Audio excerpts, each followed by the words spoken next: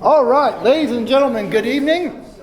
Thanks for coming out on this war. All of a sudden we went from cold to warm, no in between. If you average it, the weather's been perfect. That's what you want to do. I appreciate it very much. For the people who've enrolled in the class that will be at the end of August, beginning of September, well, A, thank you very much. B, I'll be sending packages to you towards the end of July. So expect a package in the mail. And I'll communicate with you just to let you know what's happening. But yeah, so about the end of July, I'll be sending a package to you. There's a few spots left for anybody who might want to enroll. All the information's on the website. I will be lecturing on July 4th. If you're like me and have nothing better to do with your life, come out. It'll be a beautiful day. There'll be stuff happening. And yeah. Well, why not? Why not do philosophy? So I thought I'd do the ethics of nationalism because, hey, why not celebrate the day the way you're supposed to, right? So, having said that, tonight's subject is the ethics of fear. So this is some people, and I've told them I was doing this, and thought, well, that's a weird subject, but it's not that strange of a subject if you know the philosophy, or the philosophy of history, that would be Hegel, the history of philosophy, because for Epicurus and several other Greek philosophers and Roman philosophers following in his line, the question of fear was very central to everything that they were working on, because they felt that, correctly as it turns out, that fear distorts your capacity to think clearly about the world. And if you value thinking clearly about the world, then you want to have the ability to do something about the fear that blocks your mind. So it's this weird situation we're in. So you've probably heard, we have nothing to fear but fear itself, right? Famous quote. Also, totally incorrect quote. There are lots of things to fear that are not fear. For instance, being eaten by a lion, that's bad. By the way, I can recommend not taking a nail gun and nailing your hand to the side of a house, also bad. All right, there's a lot of things in the world that are worth being afraid of.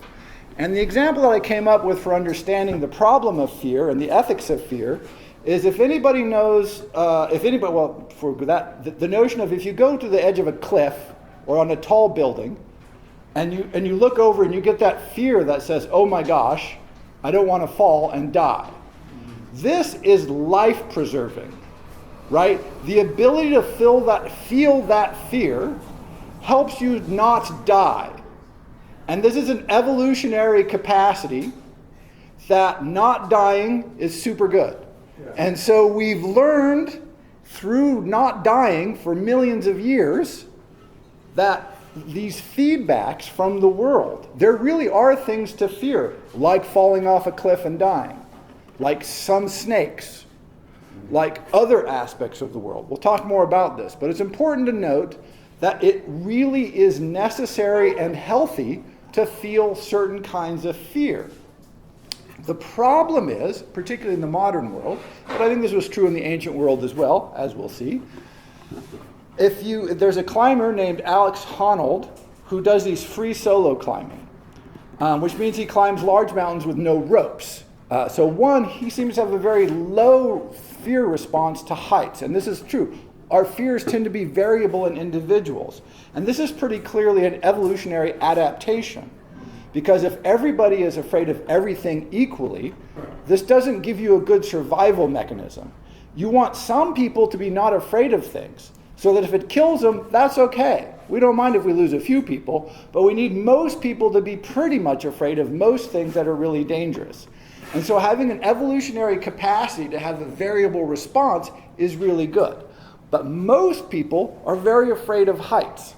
So this guy, Alex Honnold, he climbs things without ropes, very tall things and dangerous things. If you watch a video of him doing this, at least if I watch a video of him doing this, I get terrified. I feel fear. Now what's weird about this is I cannot fall through my computer screen to my death.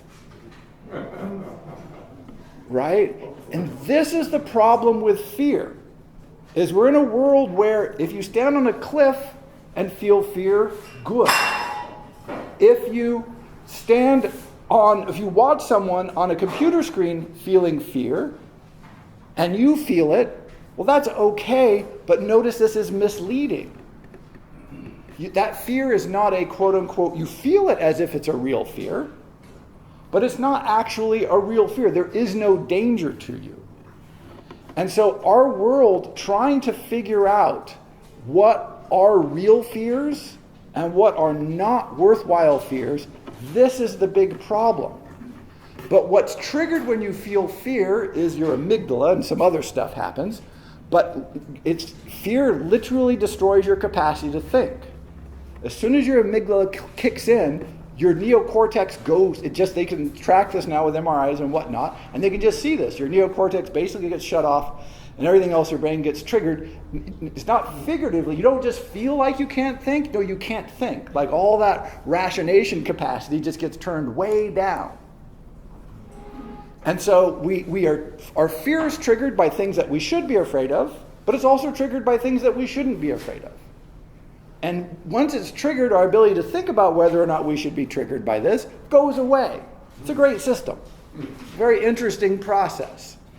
So really what we're worried about when we think about the ethics of fear is trying to sort those fears which are life-giving, life-preserving, and helpful from those fears which are in fact mostly just life-destroying or distracting, or ones that limit or highly restrict our capacity to think clearly.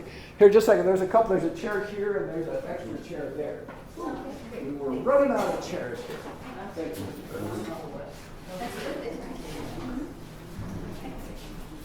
But this is exacerbated, this capacity to sort fears is exacerbated in the modern world, but it's not new in any way. So let's go way back to Epicurus and his theories, and which we get mostly through. Epicurus didn't leave very much of his own writing, and we only have pretty much references to him by other philosophers, which, by the way, if you study the history of philosophy, is spectacular. You hate people like Hegel, who wrote all kinds of things. That's no good. You like people who wrote very little, and none of it survives, because it's easy to study that way. So that's Epicurus. So you gotta love Epicurus. But we have this poem, De Rerum Natura, which is from the 1st century, from Lucretius, 1st century AD. Oh, I should write this stuff down. I'm going to say 1st century AD, but it could be a little off. But I think it's 1st century AD, Lucretius, Roman poet. And he's an Epicurean. And this is from about line 50, through 75. I should also write this stuff down. But he says, whilst humankind throughout the lands lay miserably crushed before all eyes beneath religion, who would allow her head along the region skies, glowering on mortals with her hideous face? A Greek it was who first opposing dared raise mortal eyes that terror to withstand, whom nor the fame of gods nor lightning stroke, nor threatening thunder of the ominous sky abashed, but rather chafed to angry zest his dauntless heart to be the first to rend the crossbars at the gate of nature old, and thus his will and hearty wisdom won, and forward thus he fared afar, beyond the flaming ramparts of the world, until he wandered the unmeasurable all. Whence he to us, conqueror, reports what things can rise to being, what cannot, and by what law to each its scope prescribed, its boundary and stone that clips so deep in time, whereof the religion now is underfoot, and us his victory now exalts to heaven.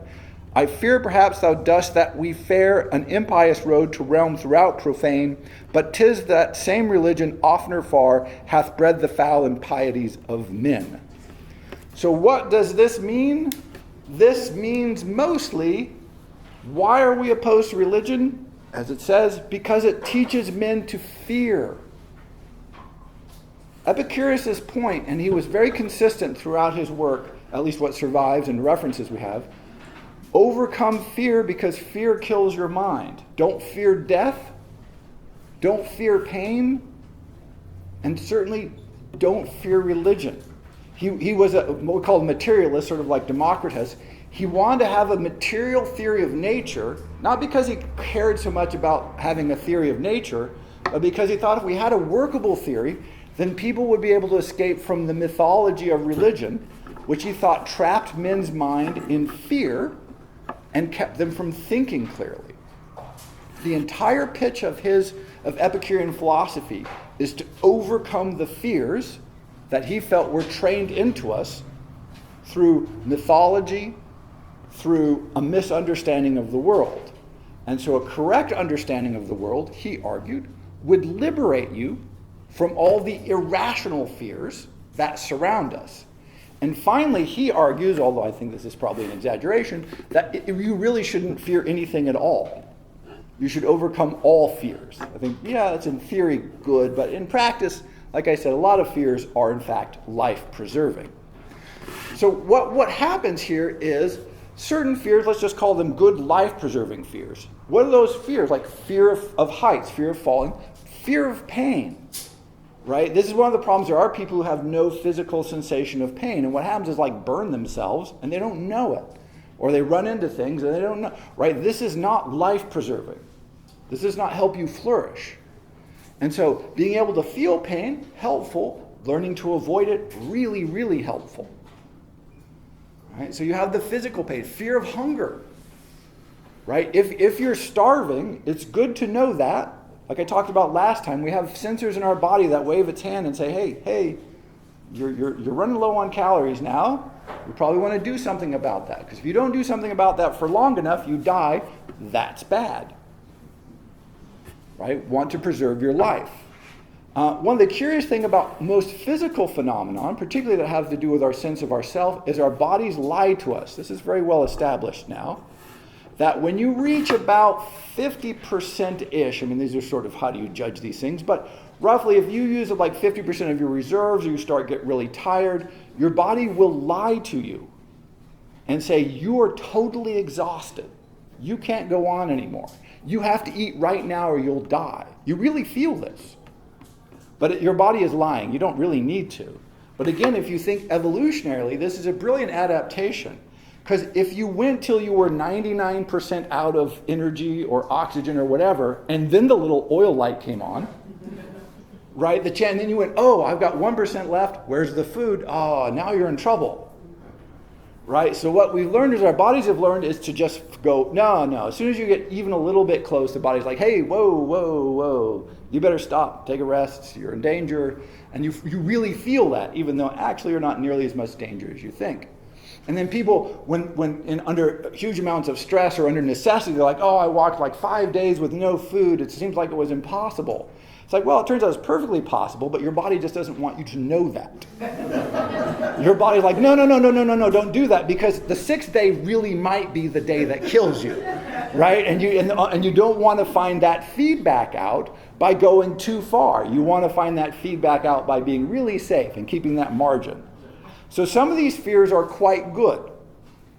The further aspect of this, though, is we are social beings. And so other fears are communal fears. And these are also, I think, perfectly reasonable fears, which is fear of being isolated or being alone or being an outcast.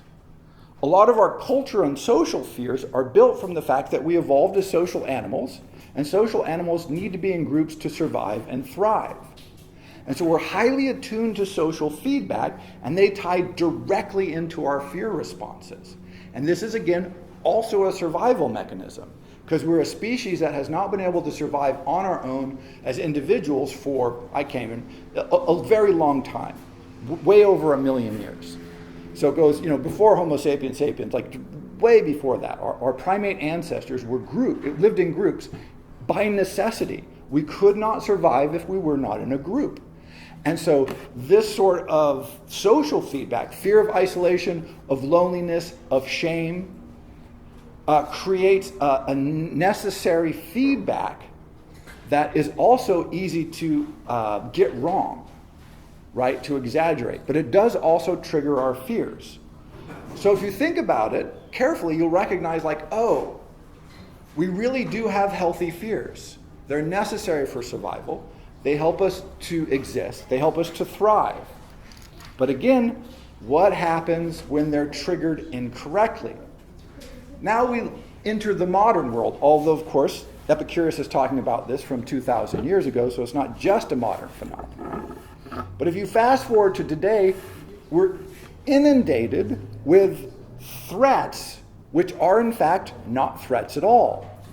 I see Alex Honnold on a mountain. I'm sick to my stomach because I think he's going to fall off, and I'm triggered with this. He's actually not feeling that, which is weird, right? He feels fine. If he felt like I did, he would just fall and die, right? But he feels fine on the side of the mountain. I'm sick and terrified. And it's actually an inaccurate perception of my environment because, again, I cannot fall off my computer screen and die. It's not possible. I feel like I can, but I can't.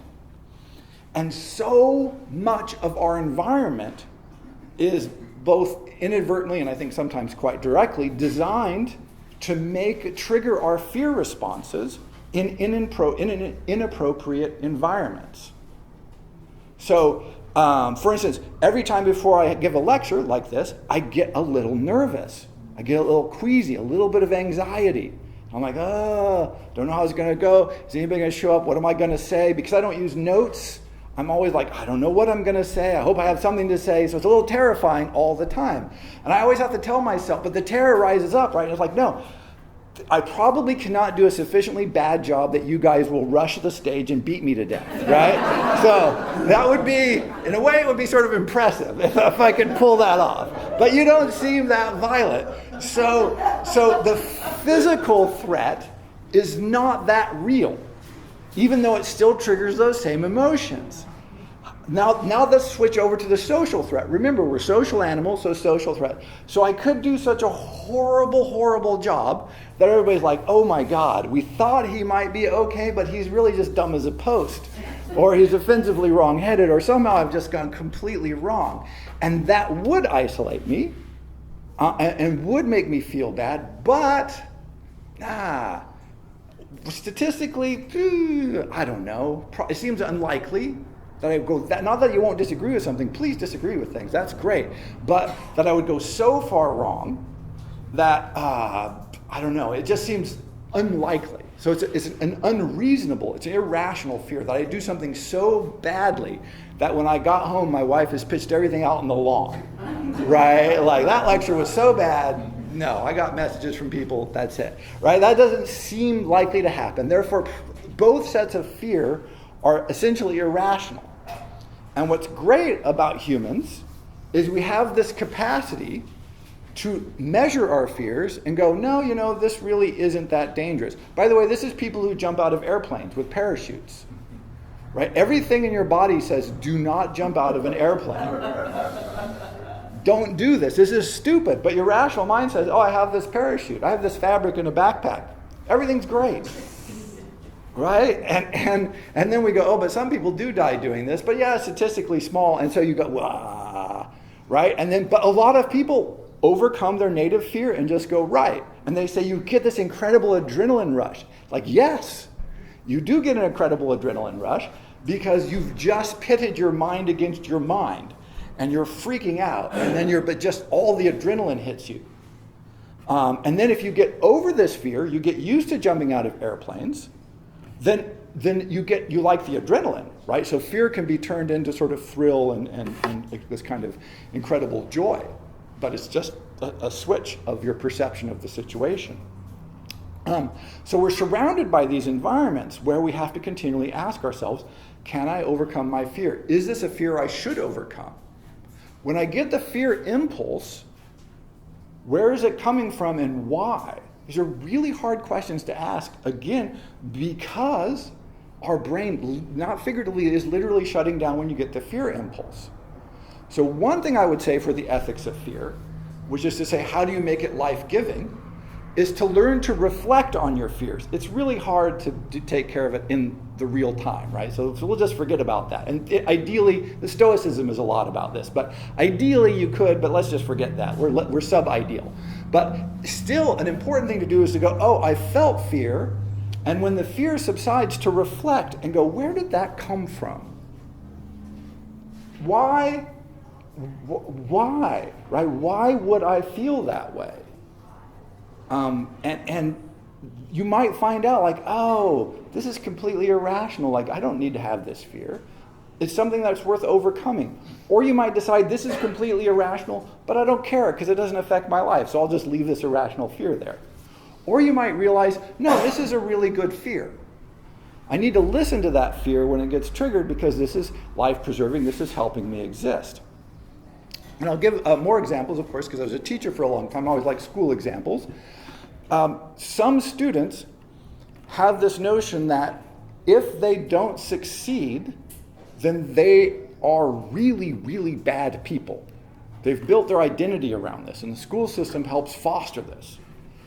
And so they get to a place where they feel like if they have to try and commit themselves to doing something, they fear failure so much that they won't try, and so they fail.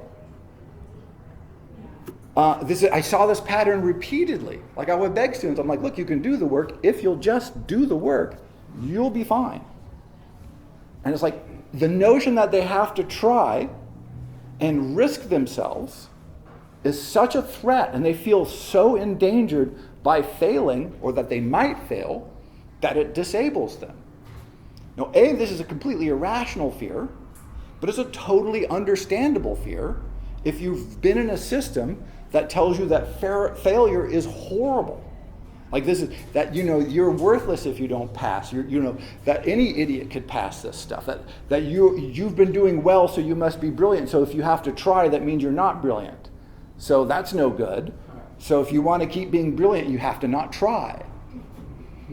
Right? And this goes out at every level. One of the most famous living mathematicians today, he said when he reached his doctoral level, and he's one of these guys, he's getting his doctorate degree at like 17, and he's just the whole thing. And he was working with his dissertation advisor, and he went in one day, and his dissertation advisor said, "Look, so now do you want to take math seriously? Because you're not going to do well if you don't." And he realized that it had become so easy for him for his whole life that when he reached the level when it really wasn't coming that easily, he was terrified to commit himself because he might come out and not be any good, relatively speaking. Right? And so even he said, I had to think about it and go, oh yeah, no, I do want to try. Right? So we have these weird fears of failure. Right? Think about how often we're like, ooh, I might fail. It's like, okay, if you fail to jump across a chasm that's 1,000 feet high, that's a serious failure because you die. If you fail in your introductory to French literature class, they don't kill you at the end, right? They don't take you back and pummel you with some Mallarmé books, right? No, they just let you go on about your day, and they say, no, don't do this. Don't do French literature. It's not for you, right? I mean, it's not that big of a deal.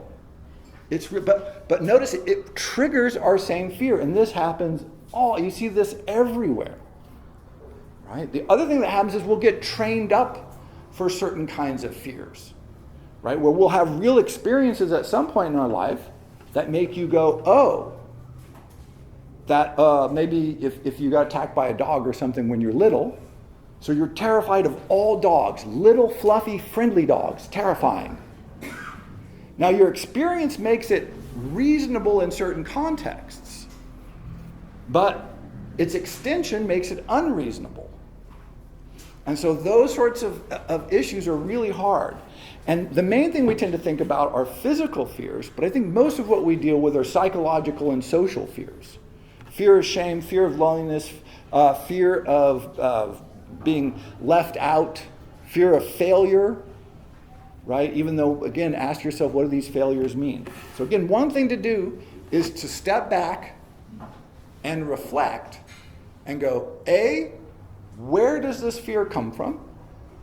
Post hoc. Again, it's really hard to do in the moment. B, is it reasonable? And C, always great to ask, what's the worst case scenario? Right? What would actually be the worst possible outcome? Often if you ask that question, you find out that, it's not really how would my life change the next day? Like people go, I went for a job interview or something and I was really nervous because I really wanted the job, and if I didn't get the job, I was going to get disappointed, and so on and so forth, and we build up these narratives, and then of course you freeze because you're in terror. You go, okay, what is the downside of not getting a particular job? One is your life didn't change, right? So if you're, because you didn't get something, so you're going to be more or less the way you were the day before. So there you go. Not that big of a change. B, how many times have we gotten something like a job? We're like, oh, yay, got a job, yay. And then like a week later, you're like, oh, shit. Right? Like that was, this is the worst job ever. Now I've got to get myself out of this damn job. Right? And then our fear kicks in again because we're like, oh, I'd be embarrassed to just quit. Right? That would look bad. I need to like come up with some way to like get, and then of course the only thing worse than having a bad job is looking for a job. We all know this, right? So that's why do people keep bad jobs? Because when you look for a job, it's worse, right? And so you're like, oh crap, here I've done this. And so, right, so your anxiety about how you do in the interview, whether or not you're going to get the job, probably exaggerates both the gain. Right, the job probably isn't that great. Maybe it is. Maybe this is the dream job. But if sometimes we get that wrong, certainly we're too certain about that. And B, we probably exaggerate the downside.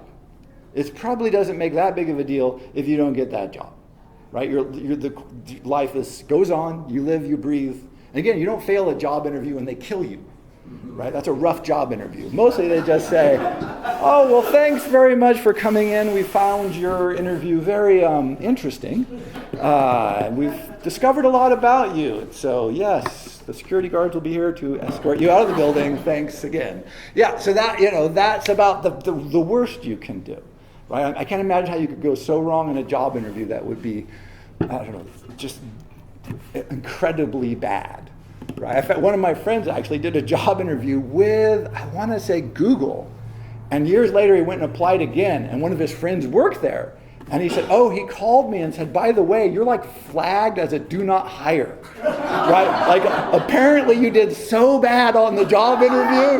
Like you come up in the system as do not hire this guy. And he's like, really? He's like, yeah, really. I'm like, oh, that's so awesome. That's great. Like I didn't know you could do that bad. So apparently you could do pretty bad, but probably not much worse than that.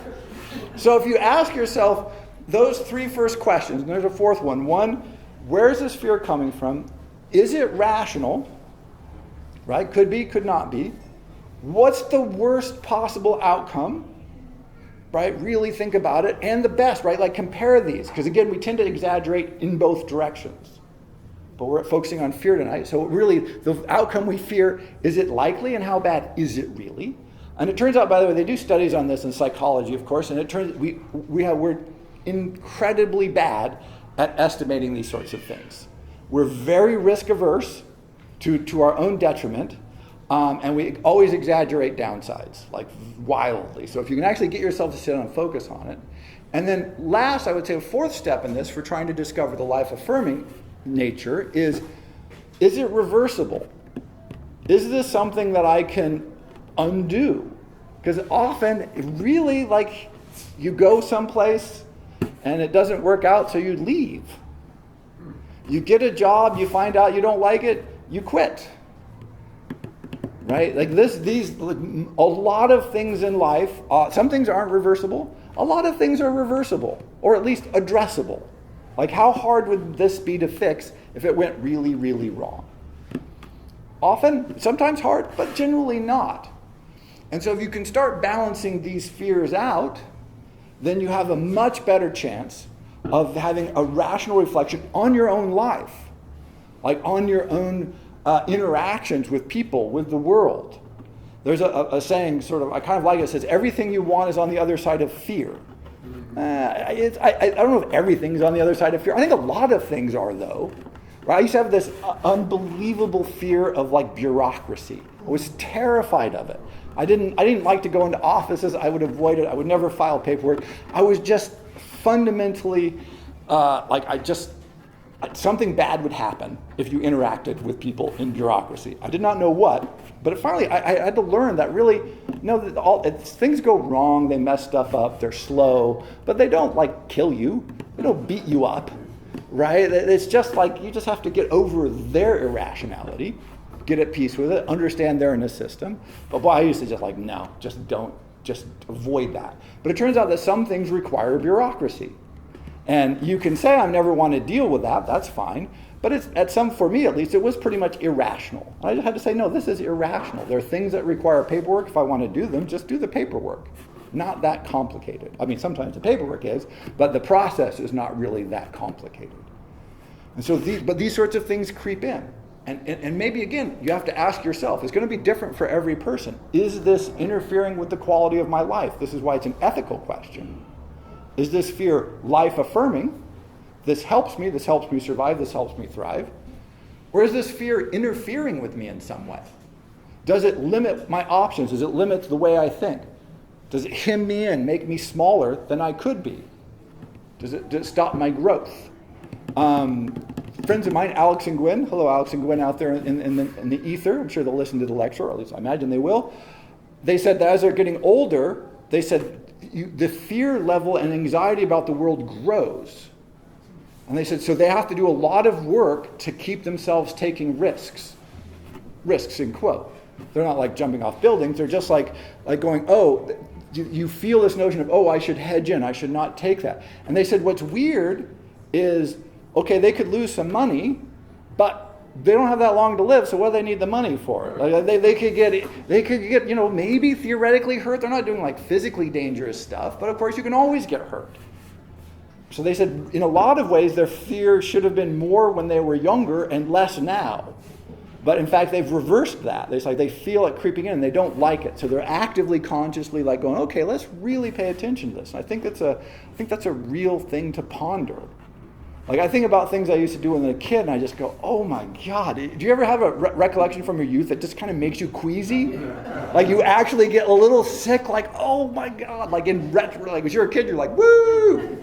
We're going to do this. Like we used to always try to jump this canal by our house without water in it often. So it's just rocks and glass in there. I don't think we ever made it halfway. I mean, we were never on our bikes. We were never going to clear this canal. But like once a month we would go, this is going to be the time. We're going to longer run, better ramp, and it's halfway across, off to the hospital, stitches, teeth out, everything, every single time. People bleeding. So it was bad. But somehow we overcame this. Our preservation mechanism was insufficiently strong. It should have been stronger there. But today, I probably wouldn't get close to the edge of the canal. I'd be like, holy crap, that's like deep and there's like glass down there. Let's back away, right? Back away. So, where you moderate that is really crucial. And so other things that Epicurus talked about, not just Epicurus, of course, I use him as an example, is things like the fear of pain, because he really wanted you to, Stoics also on this, said, look, pain is temporary. At worst, you die. This is, right? So there you go, right? So it's going to end. This Epicurus, right? Walter Kaufmann makes this great point about Buddhism. He says, Buddhism is a genius idea, I paraphrase, if we were immortal. But we're not immortal. So if you're not immortal, you have no reason to avoid pain unnecessarily because it's going to be transitory. Right? Like don't seek pain unless you want to, but but why worry about it? Right? This is this point that Epicurus makes. All pain is transitory because again, at worst you just die. Of course, it doesn't feel transitory. You probably all know that time slows down, right? It gets slow. The pain gets really big and time stops. And you're like, yeah, right? Like, oh, that was dumb, right? And ow, right? That feeling, but to overcome that, and again, it's not that pain is not sending you a message, it's you don't want the irrational fear of pain to prevent you from doing things that you want to do. Otherwise, because how big is the risk? How bad would the pain potentially, even if it happened, really be? We tend not to ask these questions. We tend to go, oh, that looks painful. Or I just see a friend here who swims all the time in the water here, and it's cold-ish, 50-ish degrees. And people always ask, isn't that really cold? And so you have to hit them when they ask this because it's really cold. But, but people are afraid of the cold. Even though it's not dangerous. I mean, it would be dangerous if you stayed in for an hour. You'd probably die of hypothermia. But if you just splash around for 20 minutes or so, you'll probably be fine. But that transition, because your body does not tell you this. Your body says, get out of the water, you're going to die. If you go in for a minute, then your body's like, oh, okay, I lied. You're fine. Don't worry about it, right? And then you can swim. It's very nice. It's lovely. But, but if you go any place like on a hot day like today on the beach and you just look at people You can see there's people in the water, usually kids. Kids are stupid, right? And they're out in the water having a big time. And then there's some other people who are in the water having a big time. And then there's a lot of people who are like near the water thinking, no, I would really enjoy being in the water, but I think it's going to be cold.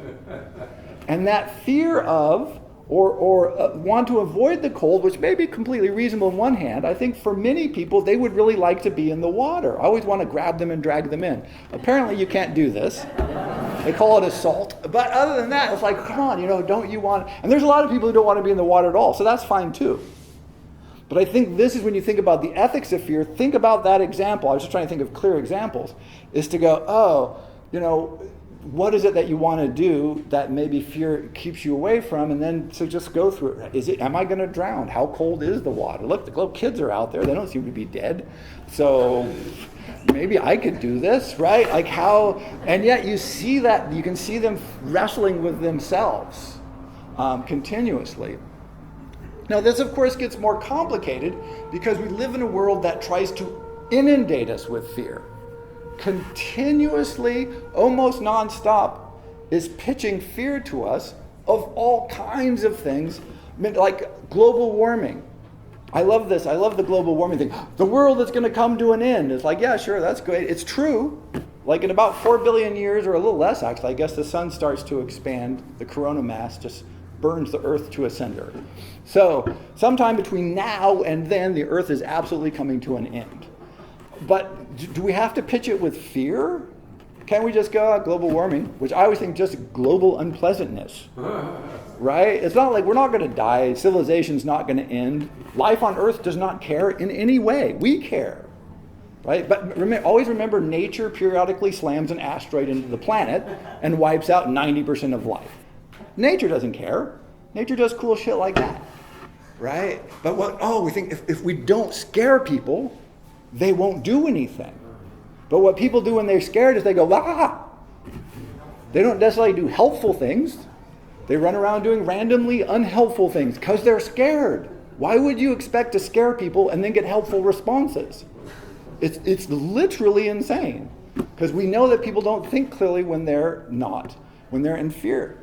It's trackable. So scare them and then get them to do something. Now, almost certainly what they do will not be helpful. Again, you can do these experiments with kids if you have them. Give them a task to do and then scare them and see how they do. Yeah. See how it works. Now, just, so we've got a global problem that we would like to address. Let's scare a couple of billion people. See how it goes. I'm guessing less well than you might hope. That's just my theory.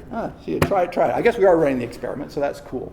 But yeah, somehow we've become convinced that only by appealing to people's fear can we get them to respond. But again, the responses tend not to be that helpful. So often these fears are pitched to us because they want to exploit that weakness. They want to get us to, we have an orientation response where we pay attention to things that scare us, which makes total sense. Right? If you're afraid of something, focus on it, because again, evolutionarily, if it's something that was dangerous to you, an animal or like a cliff or something, then yeah, you want to be like, ooh, where's that cliff? I don't want to lose track of the cliff. Let's pay attention to it. So it's a way of orienting attention, but not a very helpful way of eliciting reasonable, functional, life-fulfilling or life-enriching responses.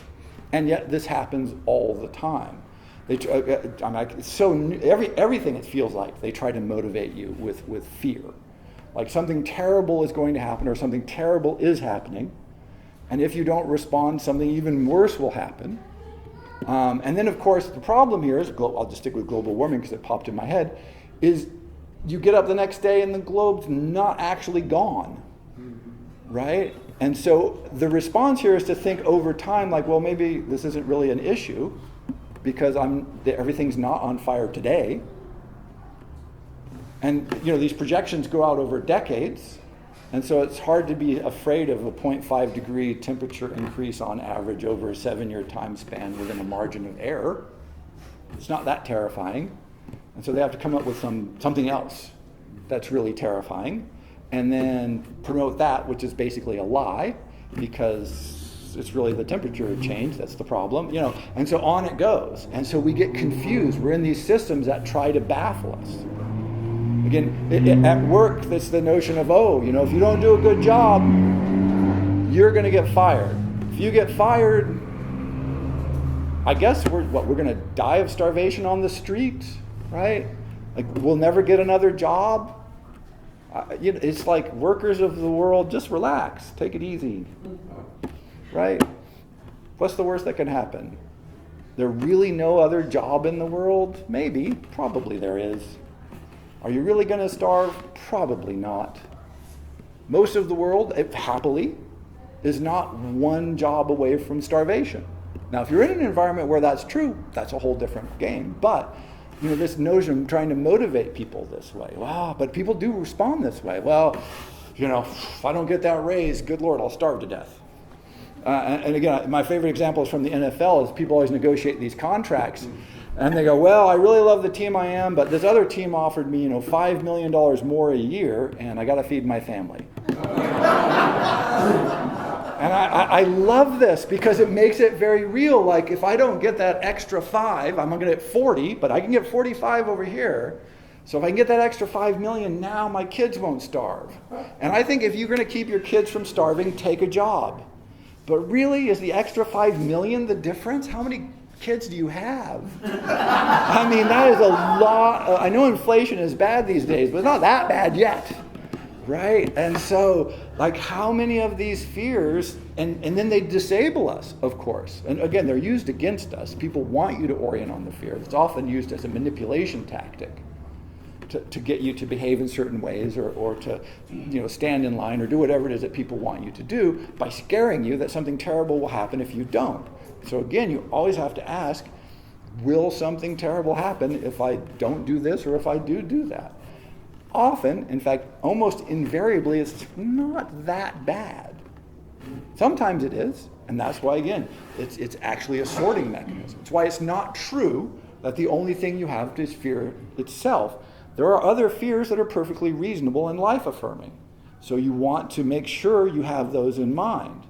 However, they're pretty rare, particularly in our modern world. And this is one of the things that baffles us. We've gotten rid of most of the real threats.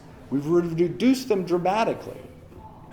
And so we've imported a lot of artificial threats, which confuse us because we feel the fear, we get the orientation, we get the anxiety, we get the adrenaline, we get cortisol rushes through our body. All this crazy, your heart rate goes up uselessly. And then we just sit there and go, well, not being attacked by a tiger, so don't know what to do. Right? I guess I have to do a Zoom call. Breathe, right? So you have all the adrenaline and all the stuff you need to fight a tiger or run for a couple of hours. And what do? You sit at your desk. This is not good for the human being. So on a health front, it's horrible for you. The repeated exposure to fear hormones and stress hormones is just deteriorates everything in your health. It's bad for everything. And yet we're inundated with these things that try to get us to orient it that way. And so learning to sort this is really the core.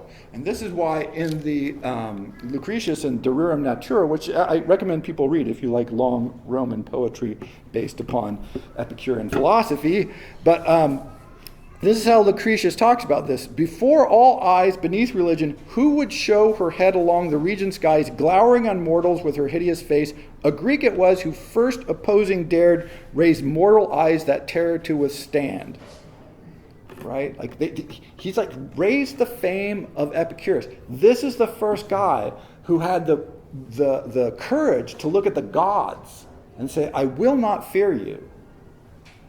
And for that to liberate and attempt to liberate everybody from that fear.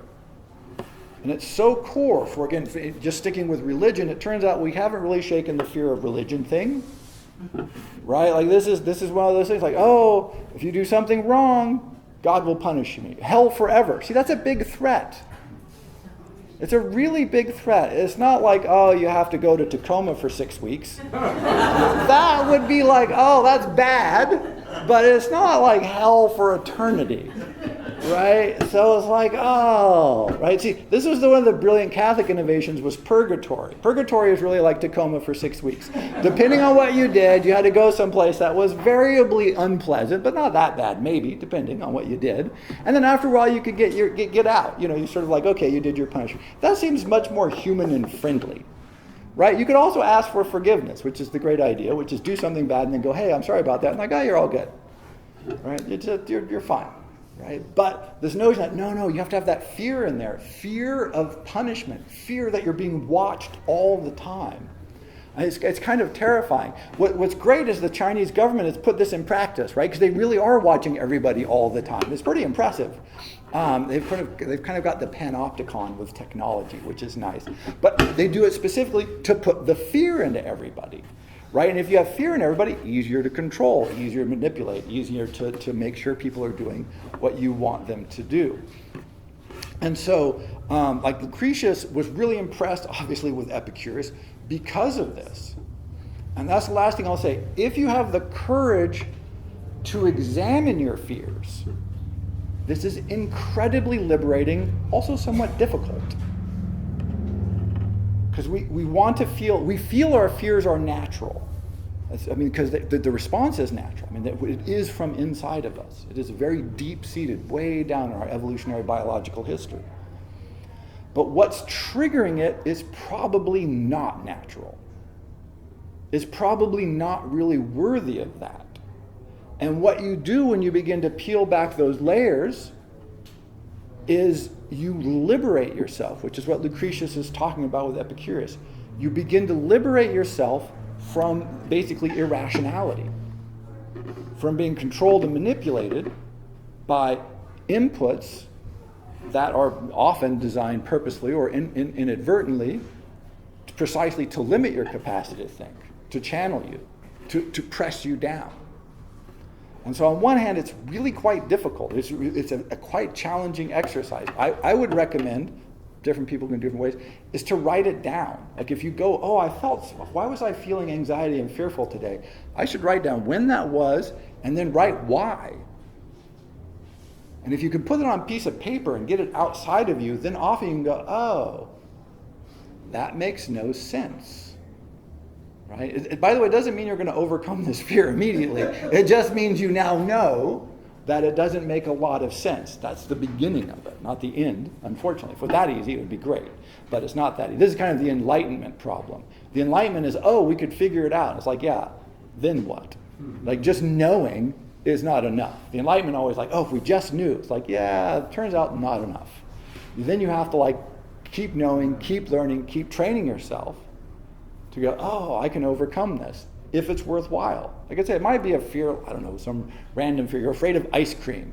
You're like, I don't know why I'm afraid of ice cream, but who cares? I'll just avoid ice cream stands. Doesn't affect my life. I don't like ice cream. Anyway, life is good. So yeah, why bother? But other fears, social anxiety, fear of isolation, fear of living on the streets when there's just zero chance that that's going to happen to you, fear of starvation, many of our fears that are trained into us are just, they're irrational. That's why I always told my students you should flunk at least one class. And I really think this is true. Everyone should flunk at least one class, because then you won't be worried about it. You failed it. Congratulations. Good for you. Now you don't have to worry about that. And you can worry about learning and not about some arbitrary rubric that you're being compared to that has nothing to do with you. So forget all that stuff, right? And but that fear of I'm a failure. No, you're not. You're the same person. You just didn't do well in this particular box. There you go. Right? How terrible is this? Not that terrible, actually. People feel this about relationships. I don't want a relationship to fail. No, it's a terrible rubric. You want your relationships to be good, not failed. Right? But that fear of failure, that fear of anxiety or whatever, no. It's real. It's real, very real. Again, we're the monkeys. We're the social monkeys. You're not looking for not failure, you're looking for health, looking for reinforcement, looking for feeling good, for growth, mutual goodness, not, at least I haven't had to go find another partner because I failed in this and now I have to feel bad about myself. That's it. This is the way we feel, right? These are crazy motivations. Because they're put in us irrationally by fear. So this is the ethics of fear. We live in a world where there are real fears. There are things to fear besides fear itself. But mostly we're inundated with irrational fears. And learning to sort through those, the Epicurean program of liberating yourself from the irrational fears is liberation. It allows you to do more things, to think more clearly, and to grow and flourish in ways you wouldn't be able to otherwise. So, ethics of fear, thank you very much.